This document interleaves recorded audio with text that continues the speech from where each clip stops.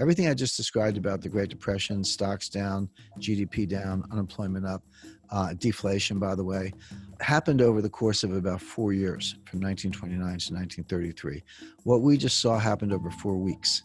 So even if the declines and the shock is comparable order of magnitude, which it is, the time compression is unlike anything we've ever seen. You can't, wars are pretty horrendous, but you can't even compare it to a war. So things that played out over multi-year spans have played out in a couple of weeks.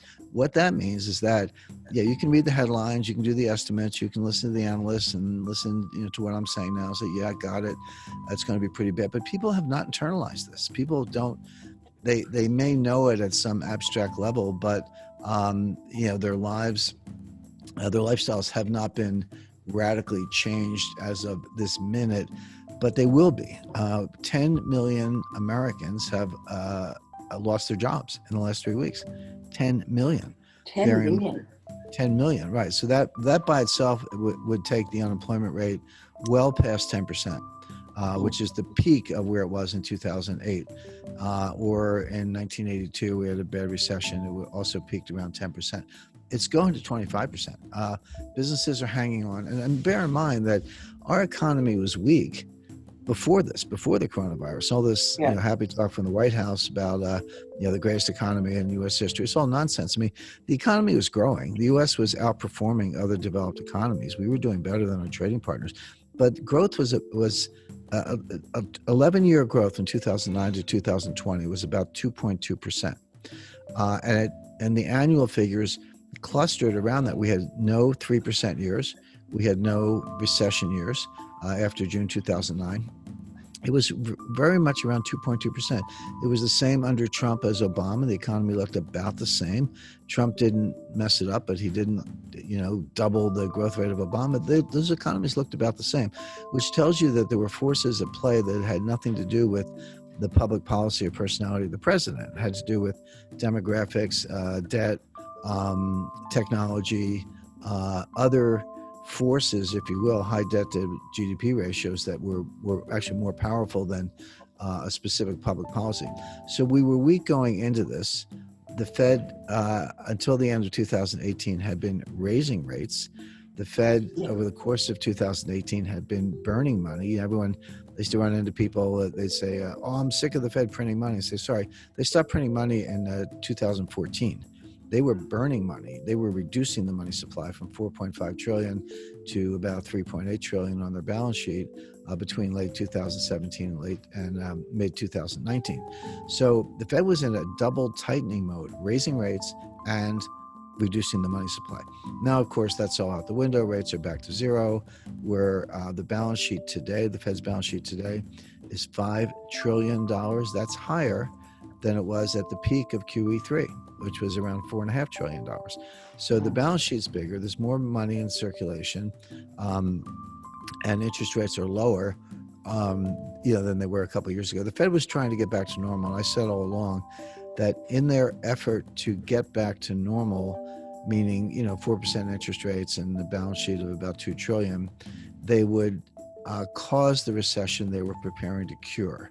In other words, why were they trying to normalize the balance sheet and interest rates? Well, they wanted to get ready for the next recession. They didn't see this coming. I mean, practically no one did, but they knew it would come eventually, and they were preparing for it.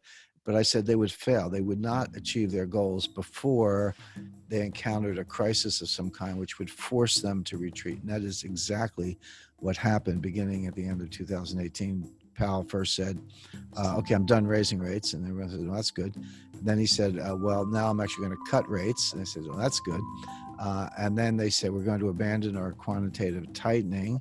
And we weren't going to print money, but we were going to stop reducing the money supply. People said, that's good. By the way, that's what drove the stock market up in 2019. Yeah.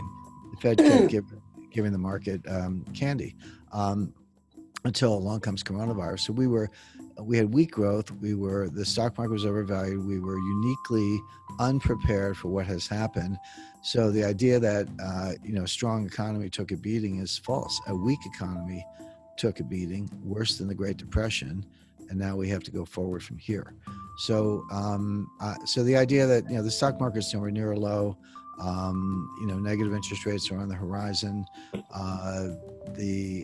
This depression, I don't call it a recession. It's not a recession. It's a depression, which is far worse. Let's see how long it lasts and what the damage is. But that's what we're in. And that has, people kind of, you can say it, you can read it, but people haven't lived it. The expression you hear right now is pent-up demand. Well, okay, we're all staying home. No one's going out to a restaurant or whatever. But once the doors are open and the virus is contained, we're all going to be running out, and that pent-up demand. So no, this is a timing difference. Second quarter will be worse. Third quarter, maybe fourth quarter will come roaring back, and you'll get your V-shaped recession. That's nonsense. It reminds me of 2009, 2010. I remember, you were around, I was around. We heard the expression, at least in the U.S., green shoots. Everyone was, commenting, here come the green shoots. Look at the green shoots. That was nonsense. They were brown weeds. They weren't green shoots. In other words, we got 2.2% growth for 10 years or 11 years, but the average recovery since 1980 is 3.2%. We got 2.2%.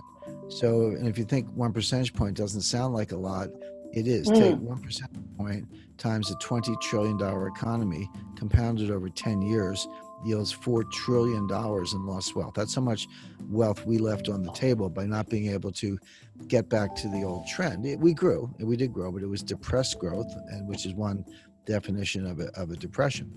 Now, the problem now is that where's this so-called pent-up demand? So my wife and I usually go out for dinner on a Friday night, which we do. We did not go out last Friday.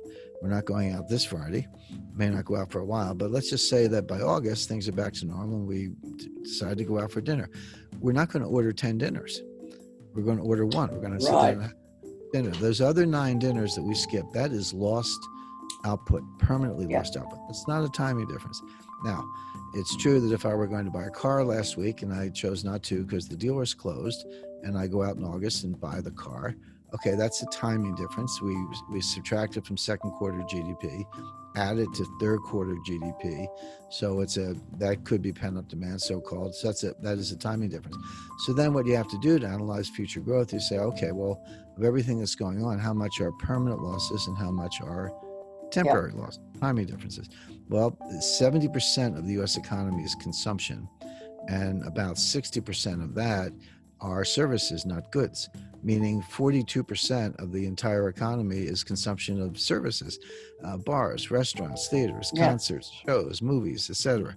And most of that, as I described, is lost permanently. So you're never going to get that back. And then the question is, how do you grow from there? Well, here, let's say you're a restaurant and you have 20 employees. Now your doors are shut. You've terminated all 20 of your employees. They're applying for unemployment, so they're getting some check from the government, but you've closed your business. You're hanging on because most of these kinds of small businesses are not well capitalized anyway. They don't have a lot of working capital. By the way, 42% of the jobs in the U.S. are small businesses. It's not, IBM and General Electric. It's restaurants, dry cleaners, pizza parlors, and the like. Okay, so now let's say it's all clear, the virus is contained, you reopen your restaurant. Are you going to hire back all 20?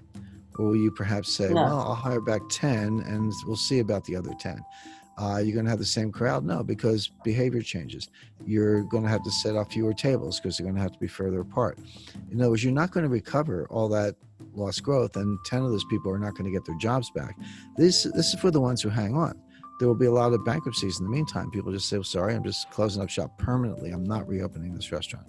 And so when you take into account the permanently lost output, because it's gone, it doesn't come back. You don't have the 10 dinners as I described, plus the permanently lost jobs where you get terminated for reasons we all understand right now, but you don't get hired back for a lot of other reasons. This is a depression-like characteristic. So will we grow again? Yes. Will we hit bottom? Yes. But we're going to hit bottom maybe 30%. I mean, I always talk about this all the time in terms of hedge fund performance. When you're down 30%, and then you go up 50%. Well, that's 50% of 70, which is only 35. I mean, that the math doesn't work in reverse in terms of. Let's say we went down 30%, which seems likely. Let's say we had 10% growth. I've never seen 10% growth in a quarter in the United States. I've looked at a lot of time series. The biggest quarter I saw was during the Eisenhower administration in the 1950s. We had one quarter where the economy grew 8%. We had a couple of years under Ronald. The economy grew 5-6%. That's what a strong economy looks like, 5-6%. Yeah. Well, let's say we go down 30%, and it could be worse, but let's say 30. So now we're at 70. Okay, 70% of the former GDP, and we grow 10%, which is off the charts. Well, that's 7. Now you're at 77. Guess what? You're still 23 percentage points below the prior level of GDP. You grow 10% again. Well, add 7.7 more. Now you're up to 84. And you're still 16% below the prior GDP. This could go on, will go on for quarter after quarter. That's if you get the kind of growth I just mentioned, which is unlikely for the reasons I talked about earlier. So it doesn't mean we don't hit bottom. It doesn't mean we never grow. What it means is that we don't get back to those levels for years.